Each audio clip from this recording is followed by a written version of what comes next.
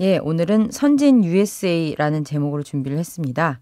우리가 무슨 좋은 예를 들 때 선진국에서는 이런 식으로 얘기를 하잖아요. 그런 얘기 많이 그럴 하죠. 때 아마 가장 많이 등장하는 게 이제 미국일 것입니다. USA죠. 그렇죠. USA. 마침 김종은 미래창조과학부 장관 내정자의 국적이 문제가 되길래 같이 얘기하면 좋을 것 같아서 오늘 기자수첩 주제로 준비해봤습니다. 네, 김종은 미래창조과학부 내정자. 굉장히 뭐 정보통신 분야 다 합쳐서 매머드급으로 신설되는 부처라고는 들었는데 네. 가장 가장 중요한 부처 장관이 미국 국적을 가졌었다 해서 지금 논란인 거죠? 예, 그렇습니다. 이제 새 정부 조직 개편의 핵심이 사실 미래부였잖아요.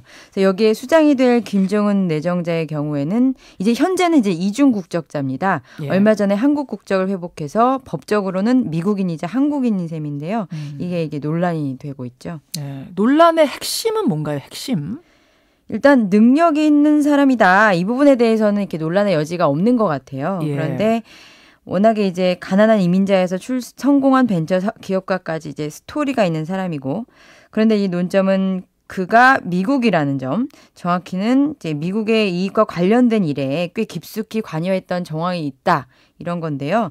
이런 사람이 과연 미국과 한국의 이해관계가 충돌할 때 어떻게 하겠냐. 이게 사실 논란의 핵심입니다. 핵심은 그러니까 CIA의 자문위원까지 했다는 그 경력. 예. 그 정도로 깊이 관여했던 사람이 우리나라와 미국이 충돌하면 어느 쪽 손을 들어주겠는가? 예. 혹시라도 조금 더 기울어지지 않겠는가? 이런 걱정이요. 그렇죠. 그래서 지금 자문위원회 경력 얘기를 하셨는데 최근에는 또 이제 CIA 업무를 재검토하는 작업에도 참여를 했다고 해요. 이게 사실 좀 더 관여도가 높은 작업이라고 할 수 있는데 이제 당시의 부시 대통령이 예. CIA 정보기관의 업무가 이게 맞냐 뭐 이런 식의 어떤 검토를 할 때 대통령이 그런 팀을 만들라고 지시를 하고 당시 CIA 국장이 팀원을 선임했던 어떤 팀에서 작업을 했었다. 예. 이건 상당히 관여도가 높은 작업이죠.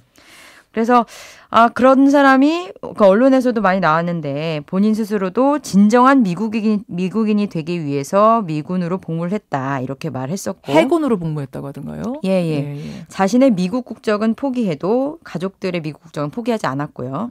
그다음에 이해관계 대립될 때 어떻게 하겠냐 이런 질문들이 많이 갔어요. 그런데 이렇게 명확한 당연히 한국 국적을 위해서 하겠다. 근데 이렇게 이어지는 질문에 대해서는 그렇게 뚜렷한 답변이 없었고. 그 부분은 굉장히 중요한 지점이네요. 이해관계 미국과 한국이 대립하면 어떻게 하겠습니까? 라는 질문에 대해서 뚜렷한 답이 나온 게 없어요? 예, 물론 이렇게 한국 국적을 위해서 모든 것을 포기하고 왔다. 이런 식으로 이렇게 말씀을 하셔가지고. 그러니까 물론 그렇게 휘말리지 않겠다는 뜻도 있어 보이고요. 그래서 그러다 보니까 이 사람의 정체성은 무엇인가 이런 질문이 자꾸 나오는 거죠. 그렇군요. 일단 한국말은 이분이 잘 하나요? 그러니까 한국인 정체성 우리가 얘기를 많이 하는데 한국말을 잘한다고 해서 이렇게 정체성이 세다 이렇게 얘기할 수는 없지만 물론 그건 아닙니다만 언어는 이제 존재의 집 이렇게도 말을 하잖아요. 그래서 그렇죠. 이분이 한국말을 얼마나 잘하는지가 또 관건이 되기도 했었는데 최근에 어떤 일화를 들었는데 그 공무원들이 이제 정부가 이렇게 넘어가는 시점이다 보니까 보고를 하러 가잖아요. 예. 내정자에게 이제 청문회 준비도 하고 그래야 되니까. 그런데 이제 현안이라는 표현을 몰랐다고 해요. 현안이 뭡니다. 뭐 이렇게 얘기를 하잖아요. 현안 보고 드리겠습니다. 이런 말 하죠. 그렇죠. 그래서 현안이 뭔가요? 이렇게 물어봤나 봐요. 그래서 지금 관련 공무원들은 우리 영어 공부를 열심히 해야 되나 걱정이라고 합니다. 그런데 얘기까지. 반면 이제 재외동포 이런 분들께서는 이 능력 있는 사람을 그런 걸 가지고 이렇게 배척하면 되느냐. 이건 일종의 이제 배타적 민족주의다. 이렇게 말씀을 하시고요. 반대편의 의견도 분명히 있는 거죠. 그렇죠. 그것도 상당히 설득력이 있는 말씀이죠. 그래요. 그 두 쪽 다 듣고 보니까 뭐 누가 딱 틀리다 딱 맞다 이렇게 할 수 없는 주장들이 지금 부딪히고 있는 건데 예. 어떻게 해야 되나요? 지금 사실은 이제 김 내정자의 정체성이 무엇이냐. 그가 이렇게 한국과 미국의 이익이 충돌할 때 한국을 위해 일할 것이냐 이런 불안이 살짝 남아있는 상태잖아요. 예. 이것만 확인할 수 있다면 우리가 사실 벌이는 논란들도 의미가 없는 것일 텐데 제가 오히려 이렇게 지적하고 싶은 부분은 지금 그가 능력이 뛰어난데도 불구하고 이렇게 미국 국적이라는 것 때문에 논란이 되는 거잖아요. 예. 그래서 그 김내정자의 뛰어난 능력을 방증하는 배경에 자꾸 미국이 등장하는 게 저는 조금 지적하고 싶은 부분입니다. 미국이 아닌 다른 나라에서 성공한 인사였을 때도 과연 이 정도 대우를 받았을까 이 부분이요. 그렇습니다. 그러니까 사실 우리보다 경제적으로 못한 나라에서 활동하시는 분들 중에도 뛰어난 분이 있을 수가 있는데 사실 이런 얘기를 할 때 항상 미국이 나오는데요.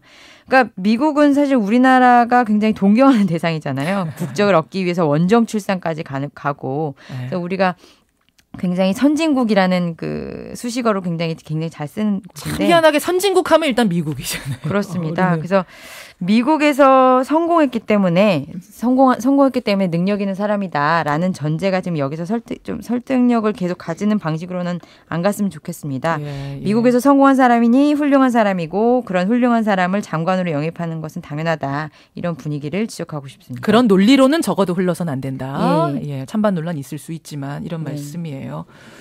그래요. 그러니까 한때는 미국이 참 동경의 대상이었죠. 한때는 또 공포의 대상이기도 하고 한마디로 어떻게 보면 지금 경외의 대상처럼 우리가 이제 느껴져 왔는데 김내정자의 경우는 뭐 그때와 꼭 같다고 볼 수는 없지만 어떻게 생각하시는 거예요? 그때와 꼭 같다고 생각하진 않지만 이제 한국에서 자라도 이제 글로벌한 시야와 능력을 확보할 수 있는 시대잖아요. 그래서 김내정자의 그 위대한 능력의 근저에 선진국 미국 이런 식의 되게 설득력은 더 이상 없었으면 좋겠습니다. 예, 논란을 뭐 이어가야 되게 될 거고 인사청문회도 이제 있다 보면 여러 가지 얘기들이 나올 텐데 그때마다 우리가 논지를 좀 정확하게 잡고 가야 된다 이런 말씀이세요. 예, 그렇습니다. 선진 USA. 그래서 이 사람 된다. 이런 논리만은 피하자는 윤진아 기자의 기자수첩. 수고하셨습니다. 네.